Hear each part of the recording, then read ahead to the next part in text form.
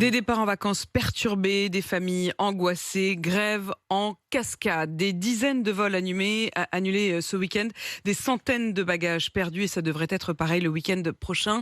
Les pompiers de l'aéroport Roissy-Charles de Gaulle ont déposé un nouveau préavis de grève de vendredi 5h jusqu'au dimanche prochain minuit. Ils réclament une hausse de salaire. Les discussions sont au point mort. L'idée que les Français ne puissent pas partir en vacances n'est pas viable. Voilà ce qu'estime la porte-parole du gouvernement, Olivia Grégoire. Les professionnels du secteur craignent le pire et les Français tentent de s'adapter. C'est le reportage de la rédaction. Il est signé ce matin Marilyn Hotman.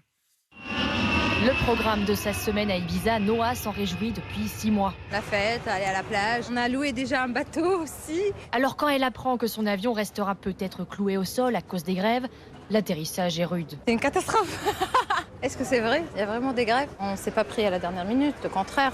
Est-ce qu'il y aura un plan B? Certainement non, parce que maintenant tout est hyper cher. Un plan B, Amel en cherche toujours un pour faire rentrer son fils qui vit à Malaga. Vu les grèves, peut-être qu'on va reporter pour après. Les prix, ça augmente de plus en plus. Si c'est pas possible, ça va être un peu triste. Et toute cette incertitude rend cette maman prévoyante. Moi, j'ai décidé de ne pas partir en vacances au mois de juillet, vu les grèves qu'il y a. Et ça fait longtemps qu'on attend ces vacances. Quand d'autres, comme Badia, abandonnent carrément l'idée de prendre l'avion direction le sud de l'Espagne en voiture, même si c'est un périple. Eh oui, ça nous fait déjà plus d'une journée et demie de trajet, alors que par avion, ça aurait pu prendre 1h10. Natacha, elle, espère toujours atteindre Venise, mais par les airs. Ces mouvements-là, ils sont faits pour faire du bruit, et quoi de mieux que le week-end du 14 juillet pour créer du bruit, donc un peu stressé, sachant qu'en plus, c'est un peu les seules vacances qu'on a sur le mois de juillet-août. Ça rappelle un peu les souvenirs du Covid, où on va devoir faire un peu le parcours du combattant pour essayer d'avoir des remboursements, des vols et des logements. Ces grèves, dès le début de l'été, provoquent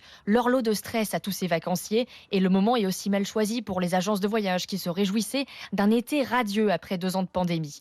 Jean-Pierre Mas est président des entreprises de voyage qui regroupent 1700 sociétés du secteur. Nous, on attendait cet été, comme les Français attendaient cet été de façon globale. Il n'y a pas que nous, hein. C'est tout le monde qui a envie de vacances, d'évasion. On espère que à la fois les syndicats et ADP, Aéroports de Paris, trouveront une solution intelligente pour mettre un terme à cette grève. Et il rappelle que les départs du week-end du 14 juillet représentent jusqu'à 15% de l'activité annuelle de son secteur.